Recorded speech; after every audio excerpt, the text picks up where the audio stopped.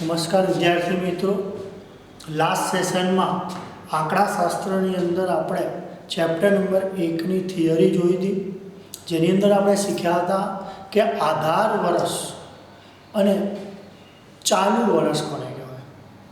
ત્યાર પછી લાસ્ટ સેશનમાં આપણે શીખ્યા કે અચલ આધારની રીત અને કઈ આવતી હતી, પરંપરિત આધારની રીત.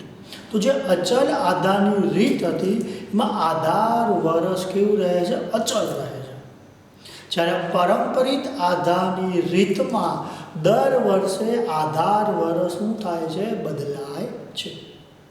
તો અહીં એના આપણા દાખલા જોઈએ કે અચલ આધારની રીતે સૂચકાંક શોધવાનું કીધું હોય અને પરંપરિત આધારે સૂચકાંક શોધવાનું કીધું હોય. તો સ્વાધ્યાયમાં 1.1 પેજ નંબર 15 ઉપર જે પહેલો દાખલો છે, એક્ઝામ્પલ નંબર 1. એક શહેરમાં કારખાનામાં કામ કરતા કામદારોની જૂથની વર્ષની 2008 થી 2015 દરમિયાન દૈનિક સરેરાશ વેતનની માહિતી નીચે મુજબ છે. તમને અહીં વર્ષ અને દૈનિક વેતનની સરેરાશ આપેલી છે. પહેલો નંબર, અચલ આધારની રીત, જેમાં કૌંસમાં લખીને આપ્યું છે આધાર વર્ષ 2008 લેવાનું. બીજી રીત છે પરંપરિત આધારની રીત, અને ત્રીજી રીત છે વર્ષ 2011 થી 2013ના દૈનિક સરેરાશ વેતનની સરેરાશને આધાર વર્ષ તરીકે લઈ અચલ આધારની રીતે સૂચકાંક શોધો. વિદ્યાર્થી મિત્રો, અહીંયા પહેલી બે રીતનો આપણે અભ્યાસ કરશું. 2 કે 3 માર્કની અંદર તમને આ દાખલા પૂછાય, અચલ આધારની રીતે સૂચકાંક અને આવે પરંપરિત આધારની રીતે સૂચકાંક.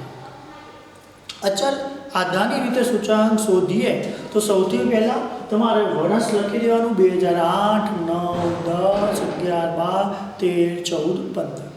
પણ જ્યારે આપણે વર્ષ લખીએ નોટમાં તો 2008 પછી એક લીટી છોડીને 2009, એટલે વર્ષને એક એક લીટી છોડીને તમારે લખવાનું 2008, 9, 10, 11, 12, 13.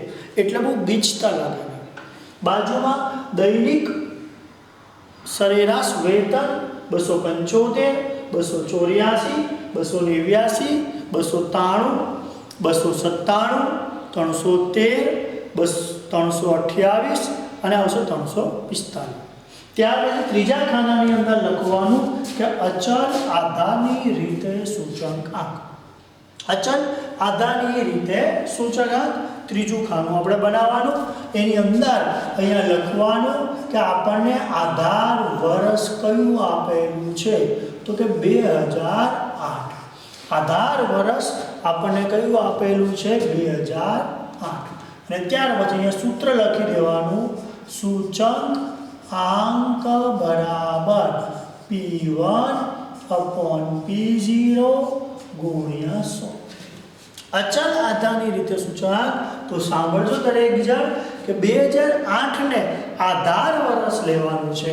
તો જેને આધાર વર્ષ લેવાનું હોય એનો સૂચકાંક હંમેશા કેવો આવશે, 100 આવશે.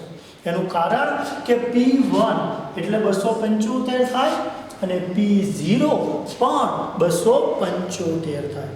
અહીં તમારું P0 કેટલું થશે, તો કે 275. દરેકના છેદમાં 275 આપણે મૂકવાના છે. સાંભળજો બીજું, 2009, તો 2009 એ ચાલુ વર્ષ થયું. આધાર વર્ષ 2000 લેવાનું 8, એટલે અહીંયા આવશે 284 છેદમાં 275 ગુણ્યા 100. 284 છેદમાં 275 ગુણ્યા 100, એટલે આનો ભાગાકાર આવશે 103.27. પોઈન્ટ પછી હંમેશા 2 જ આંકડા લખવાના. ત્યાર પછી 2010ની સરખામણી પણ 8 સાથે કરવાની. P0 એટલે 275 જ મૂકવાનું. એટલે અહીંયા આવશે 289 છેદમાં 275 ગુણ્યા 100. આનું ભાગાકાર કરવાનો તો 105.09 293 તો એના છેદમાં પણ 275 આવશે 293 એ ચાલુ વર્ષનો ભાવ થયો અને છેદમાં 275 ગુણ્યા 100 293 છેદમાં 275 ગુણ્યા 100 એનું સાદું રૂપ આવશે 106.55 106.55 ત્યાર પછી 297 નું સાદું રૂપ આપીએ તો 297 છેદમાં 275 ગુણ્યા 100 297 છેદમાં 275 ગુણ્યા 100 એટલે આવશે 108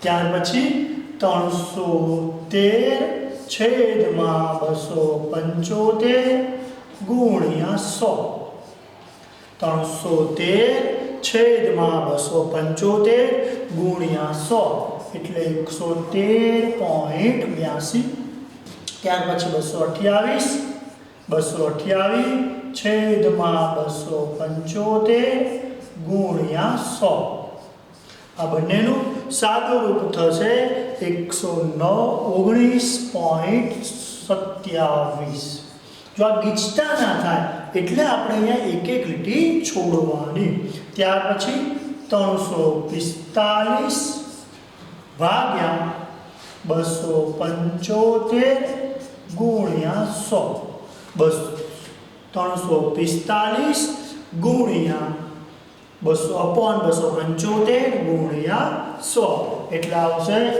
125.45 અચલ આધારની રીતે સૂચનાંક પૂછે એટલે દરેકને આધાર વર્ષ સરખું રહે અહીં આધાર વર્ષ આપણને 2008 કીધું છે એટલે દરેકના છેદમાં 275 275 275 275 આવે જો તમને અહીં હું એમ કહું કે 2010 ને આધાર વર્ષ લેવાનો છે તો 2010 નો ભાવ કેટલો છે તો સરેરાશ આપી છે 289 તો દરેકના છેદમાં 289 ની સામે 100 આવી જશે અને બાકીના દરેકના છેદમાં 289 2012 નું કે તો 2000 નો ભાવ 297 છે તો દરેકના છેદમાં 297 આ એક દાખલો 2 કે 3 માર્કની અંદર પૂછાય ત્યાર પછી આ જ રકમ આપણે જોઈએ એને પારંપરિક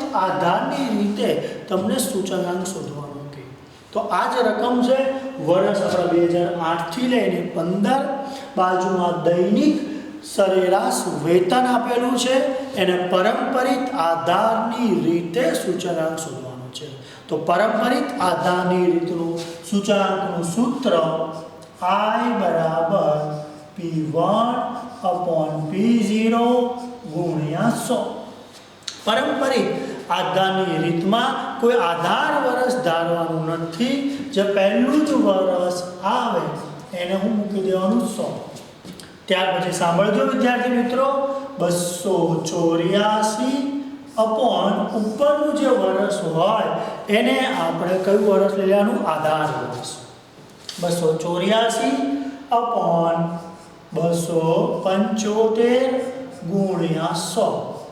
284/275 ગુણ્યા 100 એટલે આવશે 103.27 ત્યાર પછી 289 લઈએ એના છેદમાં 84 મૂકવાનું 289 ભાગ્યા 284 ગુણ્યા 100 289 ભાગ્યા 284 ગુણ્યા 100 એટલે 101.76 ત્યાર પછી 293 લો એના છેદમાં પણ આપણે કેટલું મૂકવાનું એની ઉપરનું એટલે કે 289 મૂકવાનું તો 293 છેદમાં 289 ગુણ્યા 100 એટલે 101.37 આનું ભાગાકાર કેટલું આવે 101.37 ત્યાર પછી 293 97